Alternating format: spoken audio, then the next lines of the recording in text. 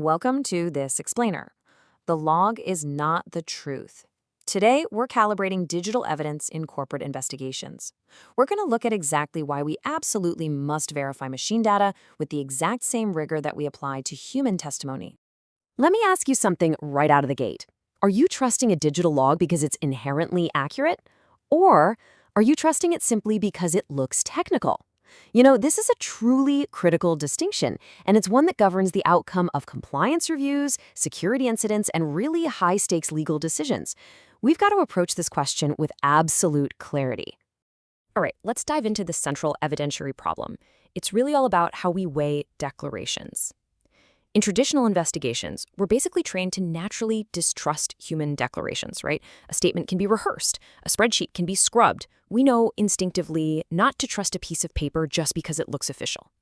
But in modern investigations, we risk replacing that healthy skepticism with a massive new vulnerability, blindly trusting machine declarations. We see a sleek dashboard, a highly specific timestamp, or a dense block of JSON data, and we just assume it's the absolute truth. We're confusing a professional technical appearance with actual evidentiary integrity. Section 1. When systems become accusers. The National Retail Network case. To really grasp the danger of blindly trusting telemetry, let's look at a well-documented public case where a computer's total literally became the accusation. So a massive national retail network relied on a centralized accounting platform to calculate the daily balances of hundreds of local operators. When this system reported a financial shortfall, well, the local operator was immediately expected to account for the missing money. The underlying assumption here was devastatingly simple. The computer calculated a deficit, therefore the deficit must be real.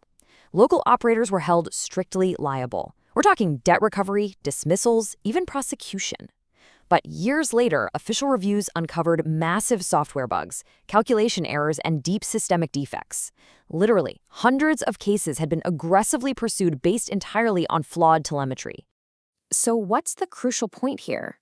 The lesson is not that computer records are useless or inherently unreliable. The lesson is that no system should ever be allowed to authenticate itself. The system records in that retail case, they were treated as firm conclusions before their production environment had ever been properly examined. Telemetry is your starting point. It's not your endpoint. Section 2. The evidence hierarchy. Climbing the steps of certainty.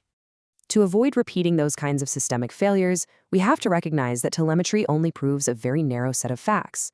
Let's move to the evidence hierarchy and see how the certainty builds step by step. You see, we start at step 1 with an observable artifact, say a log showing a file was opened at 2:14 a.m. Step 2 establishes an authenticated technical fact. A system actually recorded an event associated with a specific account. Step 3 requires an analytical inference. That's where we try connecting that technical fact to a potential human action. Step 4 is an unresolved hypothesis, where we test whether that action actually violates a policy. Until finally, we reach step 5, a firm legal determination. The key takeaway? You simply cannot jump directly from step 1 to step 5. An artifact is not a verdict. Let's put this into perspective. Consider a frequent pattern documented in official cybersecurity advisories. Bad actors obtain the credentials of a legitimate employee and they connect through an approved remote access service. The authentication succeeds. The log records the correct username.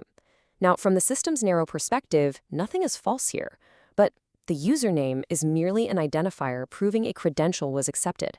It does absolutely not prove who the human operator was sitting behind the keyboard. If an investigator examines only the username, well, the completely wrong employee appears responsible. And we see this exact same illusion of certainty with time.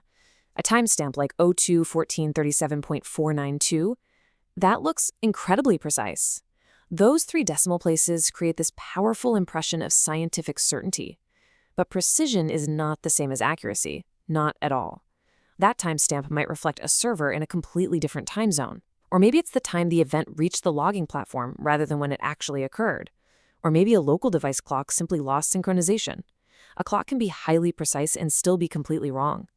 Without normalizing this data, you can easily manufacture a glaring contradiction in your investigation that, well, never actually existed in reality.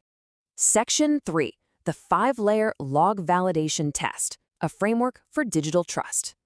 This brings us to the professional standard required to bridge that gap between a technical artifact and the actual truth. Before relying on telemetry, it must pass a rigorous 5-layer framework. Layer 1 is provenance. Simply put, where did the log come from? You absolutely must identify the original, native system that generated the event. Don't begin your analysis with a screenshot.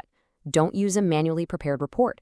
A spreadsheet containing log data is not the log itself. It's merely someone's manual selection from it. True provenance demands the raw source. Layer 2 is configuration. What was the system actually capable of seeing? Sometimes an investigator might look at a log and conclude, well, because an event is missing, it simply didn't happen. But the absence of evidence is only meaningful if you can definitively confirm that the system was actually configured to capture that specific event in the first place. Moving on to Layer 3, integrity.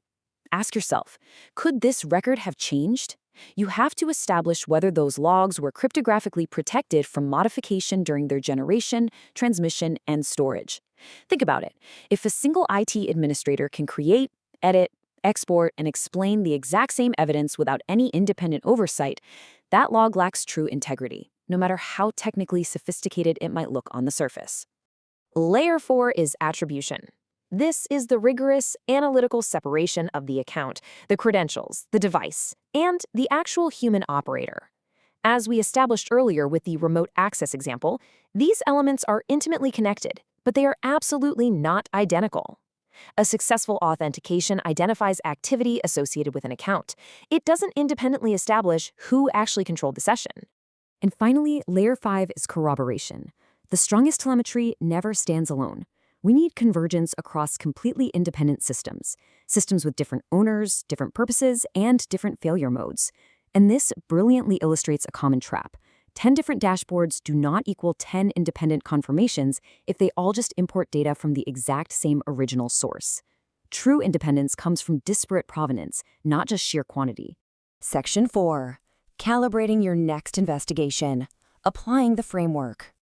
Understanding this theory is essential, for sure, but applying it directly to your digital forensics workflow is what actually changes the standard of review.